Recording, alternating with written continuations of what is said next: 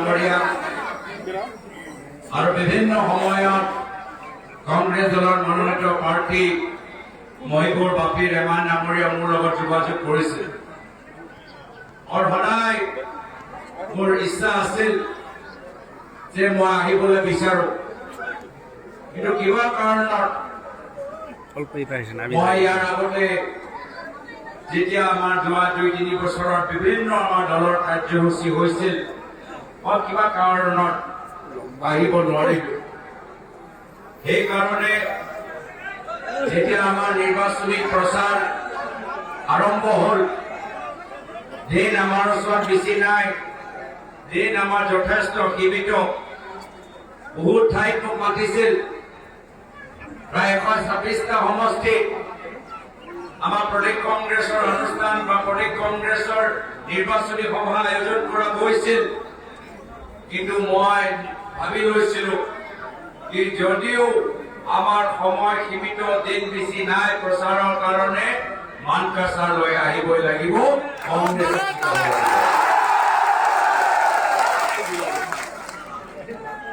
যোৱা বিধানসভা নিৰ্বাচনত মই আপোনালোকৰ ওচৰলৈ আহিছিলো। সেই সময়ত আমি বেলেগ এটা দলৰ লগত মিত্ৰ জোট কৰিলো আৰু যাৰ ফলত কংগ্ৰেছ দলে প্ৰাক্তন বিধায়ক ডক্টৰ মতিয়াৰ ৰেহমান মণ্ডল ডাঙৰীয়া এই সময়ত চিটিং এমএলএ আছে, চিটিং এমএলএ, তথাপিও অসমৰ বৃহত্তৰ স্বাৰ্থত মানকাছাৰ কংগ্ৰেছ দলে আৰু ডক্টৰ মতিয়াৰ ৰেহমান মণ্ডল ডাঙৰীয়া ত্যাগ আৰু বলিদান স্বীকাৰ কৰিলে। এয়া হ'ল কংগ্ৰেছ। আমি প্ৰথমতে অসমৰ বাবে চিন্তা কৰো। আমাৰ আৰু বিজেপি দলৰ মাজত এয়া হ'ল পাৰ্থক্য। বিজেপি দল প্ৰথমে নিজৰ বাবে চিন্তা কৰে, দেশৰ বাবে পিছত চিন্তা কৰে, আৰু কংগ্ৰেছ দল সদায় দেশৰ কথা আগতে চিন্তা কৰে, নিজৰ। সেইকাৰণে যেতিয়া স্বাধীনতা সংগ্ৰাম হৈ আছিল, কংগ্ৰেছ দল আমাৰ বহুতখিনি মানুহ শ্বহীদ হ'ল, কিন্তু আমি চিন্তা নকৰি দেশক স্বাধীন কৰাৰ বাবে আমি সকলোৱে একগোট হলো। আৰু সেই সময়ত RSS দল তেওঁ মাত্ৰ নিজৰ চিন্তা কৰিছিল, মাত্ৰ নিজৰ সাংগঠনিক ভেটি শক্তিশালী কৰা বিচাৰিছিল, আৰু সেইকাৰণে RSS কোনো ভাৰতীয় আমাৰ স্বাধীনতা সংগ্ৰাম আন্দোলনত তেওঁলোকে চামিল নহল। আমাক মনত পেলাব লাগে যে আজি যি RSS বিজেপি দেশ ভক্তি কথা কয়, ভাৰতৰ দেশৰ স্বাধীনতা সংগ্ৰামত তেওঁলোকৰ অৰিহণা নাছিল, কংগ্ৰেছ দলৰ আছিল। ভাৰতৰ সাধাৰণ মানুহৰ আছিল, আৰু ভাৰতৰ সাধাৰণ মানুহৰ এই সময়ত আমি সকলোৱে একগোট হৈছিলো।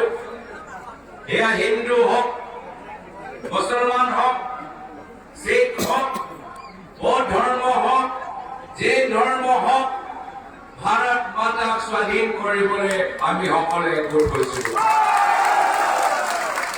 আৰু আজি যি বিজেপি RSS দল যি ভাৰত মাতা কি জয় কৰি কৈ যি সময়ত ভাৰত মাতাক স্বাধীন কৰিব লাগিছিল, সেই সময়ত তেওঁলোকে ক'তো নাছিল।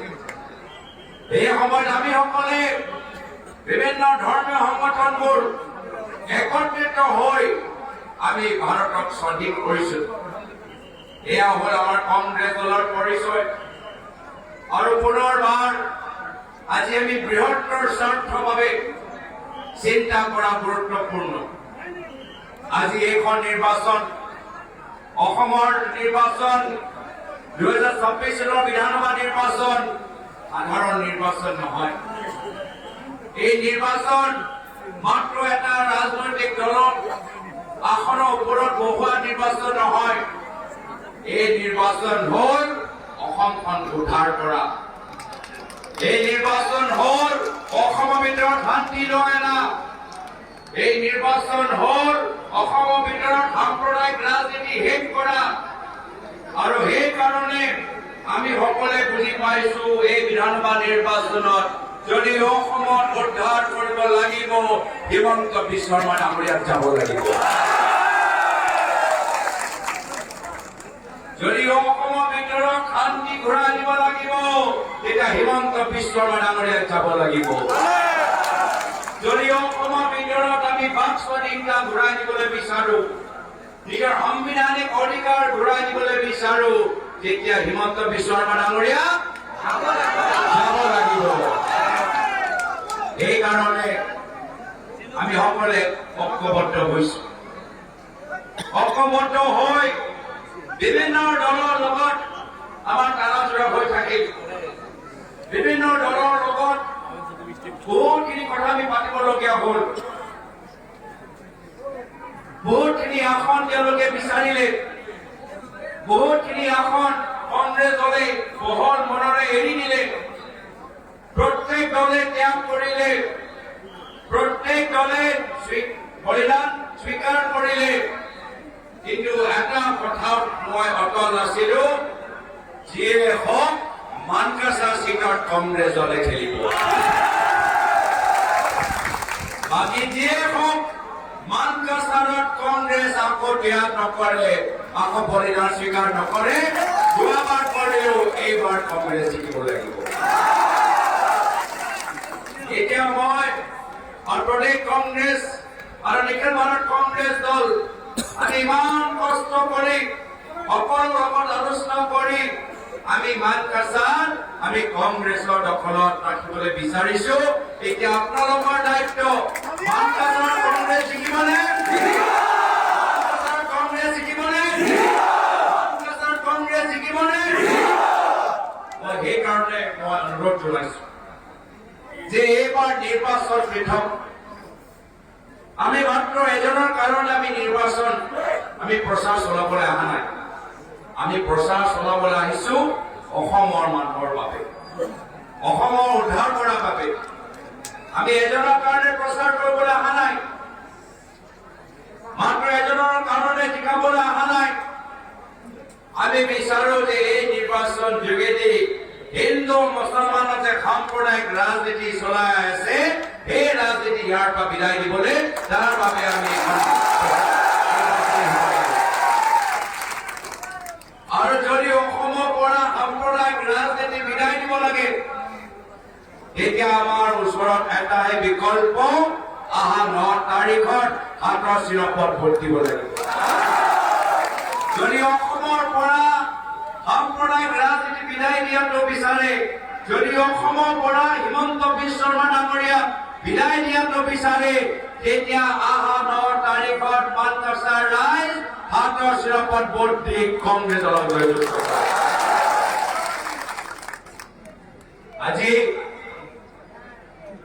মই ইয়াত আহি আপোনালোকৰ প্ৰতি কৃতজ্ঞ, যিহেতু অসমৰ ভিতৰত সাম্প্ৰদায়িক ৰাজনীতি মাত্ৰ হিমন্ত বিশ্ব শৰ্মা ডাঙৰীয়াই কৰা নাই। তেওঁ মাত্ৰ অকলে কৰা নাই।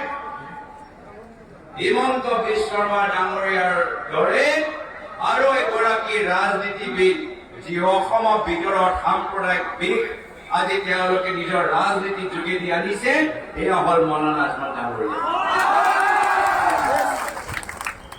দুয়োজন ককাই ভাই,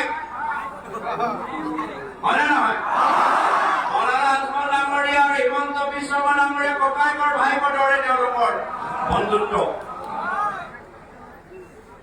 আজিৰ তাৰিখত যদি কোনোবাই ফেচবুকত ভুলত লিখি দিয়ে কি তেওঁ হিমন্ত বিশ্ব শৰ্মা ডাঙৰীয়াক আক্ৰমণ কৰিব, লগে লগে অসম আৰক্ষী আহি সেইজন মানুহক এনকাউণ্টাৰ কৰাই দিয়ে বা তেওঁলোকক জেললৈ পঠাই দিয়ে। অসমৰ এগৰাকী জীয়ৰী উজনি অসমত যদি ফেচবুকত কবিতা লিখে, লগে লগে তেওঁলোকক জেললৈ পঠাই দিয়ে।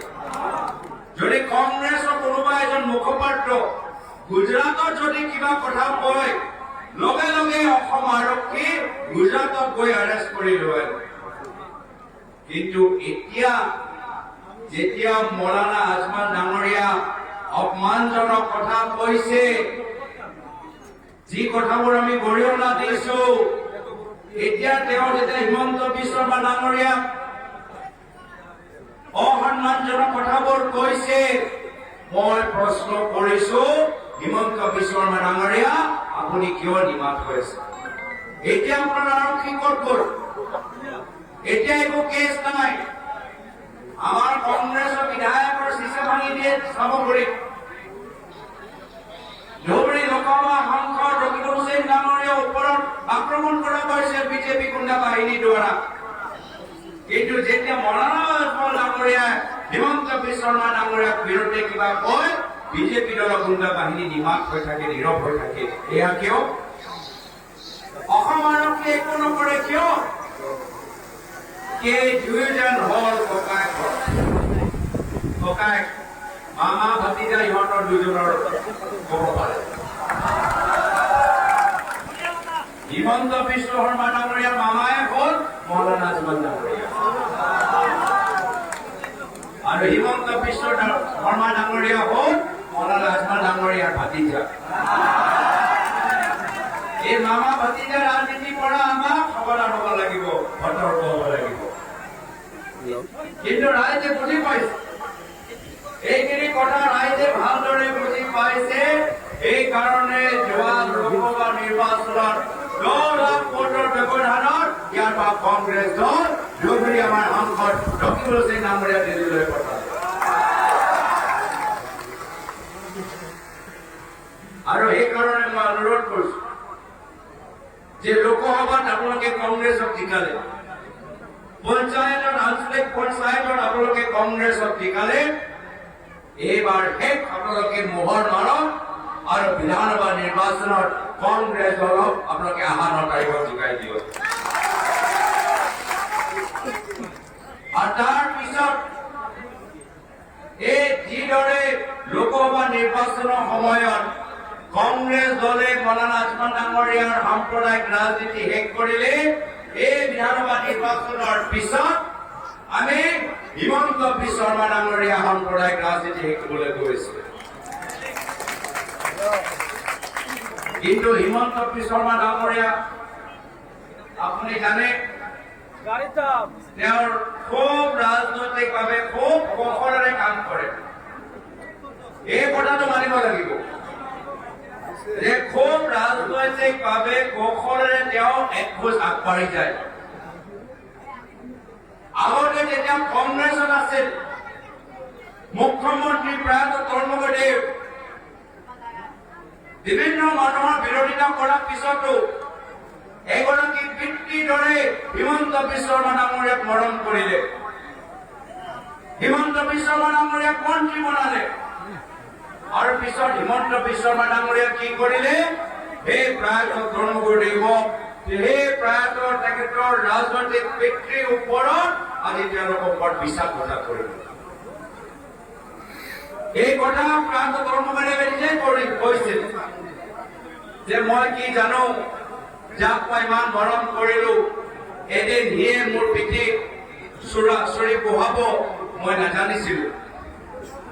কিন্তু এয়া হ'ল হিমন্ত বিশ্ব শৰ্মা ডাঙৰীয়াৰ ৰাজনৈতিক কৌশল। তাৰপিছত হিমন্ত বিশ্ব শৰ্মা ডাঙৰীয়া হ'ল বিজেপি দললৈ। বিজেপি দলত একে কাম কৰিলে। বিজেপি দলত যেতিয়া গৈছিল, মুখ্যমন্ত্ৰী অসমৰ সৰ্বানন্দ সোণোৱাল ডাঙৰীয়া হৈছিল। 2016 চনত সৰ্বানন্দ সোণোৱাল ডাঙৰীয়া অসমৰ মুখ্যমন্ত্ৰী, এগৰাকী আছুৰ নেতা, জনজাতিৰ নেতা। 5 বছৰ পিছত 2021 চনত আকৌ নিৰ্বাচন হ'ল। আকৌ সৰ্বানন্দ সোণোৱাল ডাঙৰীয়াৰ নেতৃত্বত অসমৰ ভিতৰত বিজেপি চৰকাৰ হ'ল। সৰ্বানন্দ সোণোৱাল ডাঙৰীয়াৰ নেতৃত্বত বিজেপি চৰকাৰ হ'ল। কিন্তু হিমন্ত বিশ্ব শৰ্মা ডাঙৰীয়া পুনৰবাৰ নিজৰ বিশ্বাসঘাতক চৰিত্ৰ দেখাই সৰ্বানন্দ সোণোৱাল ডাঙৰীয়াক আঁতৰাই নিজেই মুখ্যমন্ত্ৰী আসনৰ ওপৰত বহি গ'ল।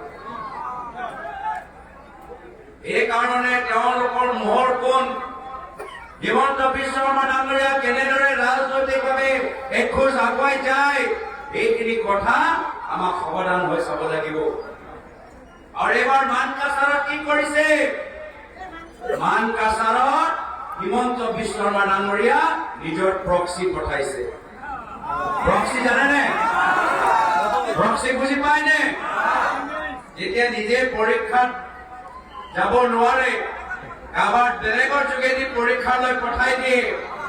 ইয়াত মানকাছাৰত হিমন্ত বিশ্ব শৰ্মা ডাঙৰীয়া প্ৰক্সি হ'ল জাভেদ ইছলাম ডাঙৰীয়া। হিমন্ত বিশ্ব শৰ্মা ডাঙৰীয়া প্ৰক্সি হ'ল অসম গণ পৰিষদ দলৰ প্ৰাৰ্থী জাভেদ ইছলাম ডাঙৰীয়া। এই কাৰণে মই কৈছো, ভুলতে হিমন্ত বিশ্ব শৰ্মা ডাঙৰীয়া ভোট দিব নালাগে।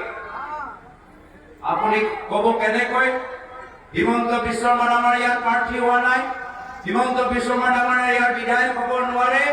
কিন্তু মই আপোনালোকক কথা দিছো, যদি কংগ্ৰেছৰ বাহিৰে যদি ক'ৰবাত আপোনালোকে ভোট দিয়ে, দুটা ভোট ডাইৰেক্টলি হিমন্ত বিশ্ব শৰ্মা ডাঙৰীয়া বাকচত সোমাই যাব। এই বিধানসভা নিৰ্বাচনত কংগ্ৰেছ দলৰ বাহিৰে যদি ক'ৰবাত আপুনি ভুলতে ভোট দিয়ে, হিমন্ত বিশ্ব শৰ্মা ডাঙৰীয়াক দুটা ভোট দিয়া মানে হ'ব। আৰু সেইকাৰণে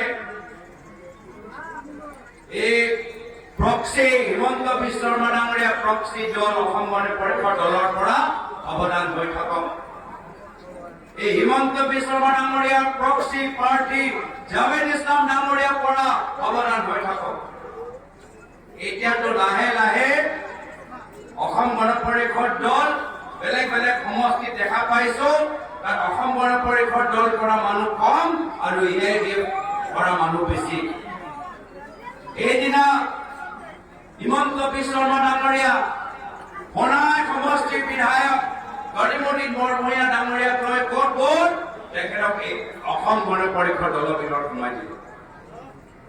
চাওক, আজি অসম গণ পৰিষদ দল আৰু AIDF দলৰ মাজত বেছি পাৰ্থক্য নাই। এই AIDF কৰা মূল মানুহবোৰ এতিয়া অসম গণ পৰিষদ দলৰ ভিতৰত সোমাইছে। যি AIDF দলৰ ভিতৰত মানুহবোৰ যি হিমন্ত বিশ্ব শৰ্মা ডাঙৰীয়াৰ লগত ৰাজনীতি কৰিবলৈ বিচাৰে, হিমন্ত বিশ্ব শৰ্মা ডাঙৰীয়াৰ নেতৃত্ব, হিমন্ত বিশ্ব শৰ্মা ডাঙৰীয়াৰ পৰামৰ্শ অনুসৰি কাম কৰিবলৈ বিচাৰে, এই গোটেইবোৰ AIDF দলৰ মানুহবোৰ এতিয়া AIDF দলৰ স্থান নাপায়, এতিয়া গৈছে ক'ত? অসম গণ পৰিষদ দলৰ ভিতৰত। সেইকাৰণে এই অসম গণ পৰিষদ দলৰ পৰা আমাক সাৱধান হ'ব লাগিব। অসম গণ পৰিষদ দলক ভোট দিয়া মানে পুনৰবাৰ আমি AIDF দলটোক পুনৰ জীৱিত কৰিছো আৰু হিমন্ত বিশ্ব শৰ্মা ডাঙৰীয়া হাত খেলি গৈছো। আজি সেইকাৰণে আমি গোটেইবোৰ বিৰোধী দল, কংগ্ৰেছ দল, ৰাইজৰ দল, অসম জাতীয় পৰিষদ দল, CPM দল, CPIML দল, APHLC দল, আমি গোটেইবোৰ একত্ৰিত হৈছো এখন নতুন বৰ অসমৰ কল্পনা। এখন নতুন বৰ অসম আমি দিবলৈ বিচাৰো, এখন নতুন বৰ অসম আমি সৃষ্টি কৰিবলৈ বিচাৰো।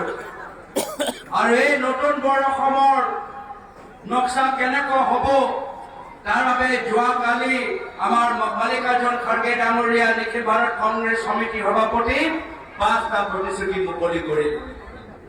এই 5টা প্ৰতিশ্ৰুতি কি আছিল? এই 5টা প্ৰতিশ্ৰুতি হ'ল যে 100 দিনৰ ভিতৰত আমি জুবিন দাক ন্যায় দিব লাগিব।